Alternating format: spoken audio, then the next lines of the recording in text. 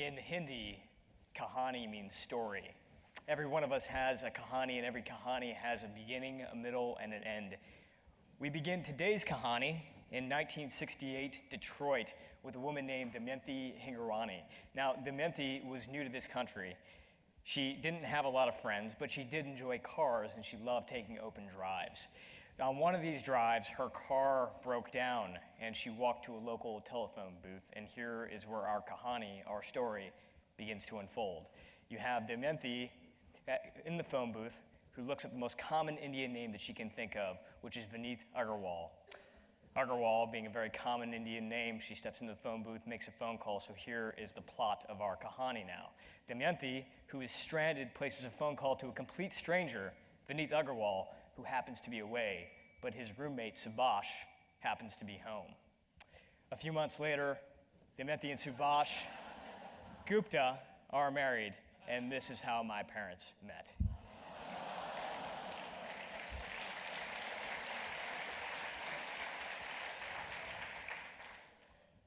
I would hear that story all the time growing up.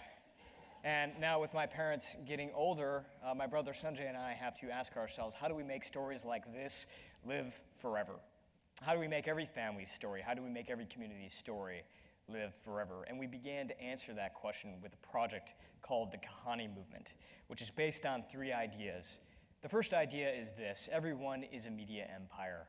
So if you look at a traditional studio and you look at what they have at their disposal, they have content, they have technology, they have distribution. Now let's look at your media empire. Content, the stories that's everywhere around you, your family, your friends, ordinary people that have extraordinary stories to share. We only need to ask. Technology, 1 out of 3 Americans now have a device that they carry around their pockets that can record video, and I would be willing to bet in this audience that number is much, much higher. Distribution, we have our friends, we have our followers, but consider this: between now and the end of tonight, over 5 years of footage will be uploaded to YouTube. Over 5 years. Now, not all that footage will be professional grade quality, but here's the second point, is that natural quality is actually better than professional quality, because in order to really get somebody's story, you gotta make them comfortable. Put them in a natural environment. Here's one of my heroes, Studs Terkel, a guy who totally got this because he created a project called Conversations with America, which inspired StoryCorps. And his idea was this: the best stories are actually told around the dinner table. They're told in the family room. It's family members talking to family members. And so what he would do is he would kind of step back and he would just let family members have conversations. They would talk to one another, and he would capture the stories and capture some super amazing stories. And each of the things that he did had a particular focus. And so that was the third and final idea that we had, is that in order to really make a creative project, we had to focus, because every great creative project has a theme. When Steven Spielberg started the Shoah Foundation, he focused on the Holocaust and was able to capture over 50,000 stories from Holocaust survivors. So we started ours with the idea of immigration, and eventually we distilled that down to immigration in the United States, eventually Indian immigration in the United States, and then finally focused on one major wave, which is in the 1960s and 70s, my parents' story. Eventually we built a community of people that started to gather footage just like this, and eventually we started to get to the point where we had hundreds of hours of footage. For today's talk, we pieced together a couple of minutes of that footage for you to look at, and I hope you enjoy it, and here it is.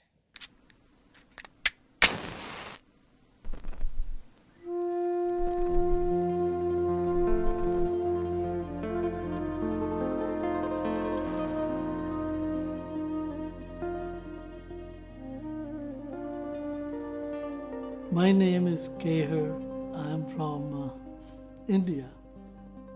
Well, I'm Tarveen Alawalia, and we've been here umpteen years, and this is home. I'm Dash Vasan, and I am from India, and I was born actually in now what is called Pakistan. My name is Sarjeet Singh Sikand. I belong from Nabha, Punjab, India. I'm Sam Petroda. I was born and raised in a small little town in Orissa.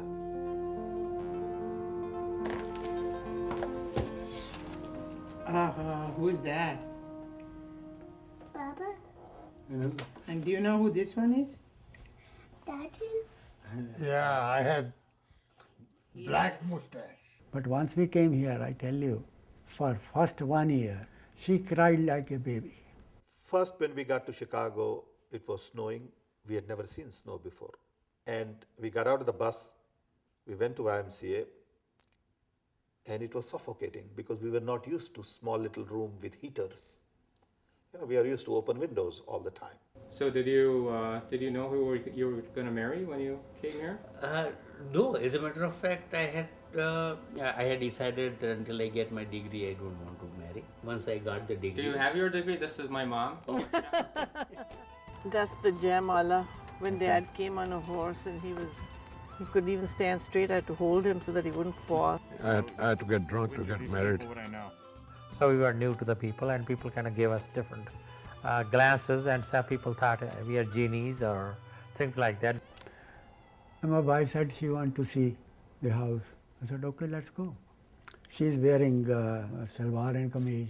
Landlady, she saw her, she said, no gypsies, no gypsies.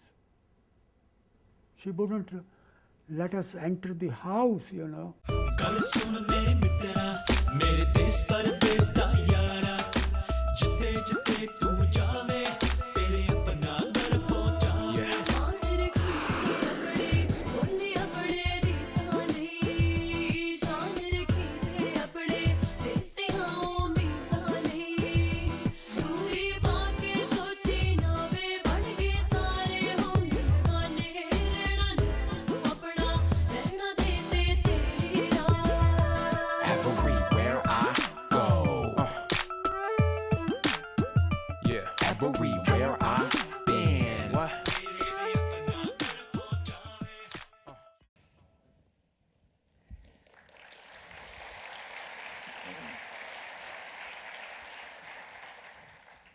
And so we end our Kahani with another beginning. My wife is 15 weeks pregnant.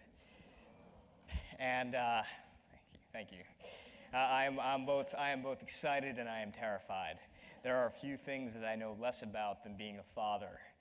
But what I do know is that one day she will grow up and she'll want to know her story. She'll want to know her Kahani, which is inseparable from my Kahani and inseparable from my parents' Kahani. The story of a broke down car, of a telephone booth, and an opportunistic roommate.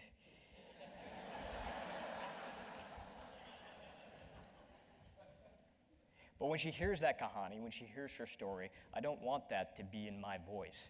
I want it to be in theirs. And I feel like that's one of the greatest gifts that I could give her would be her story, would be her Kahani. Because the way that we remember those stories is the way that we will be remembered. And I thought that might be an idea worth sharing. Thanks so much.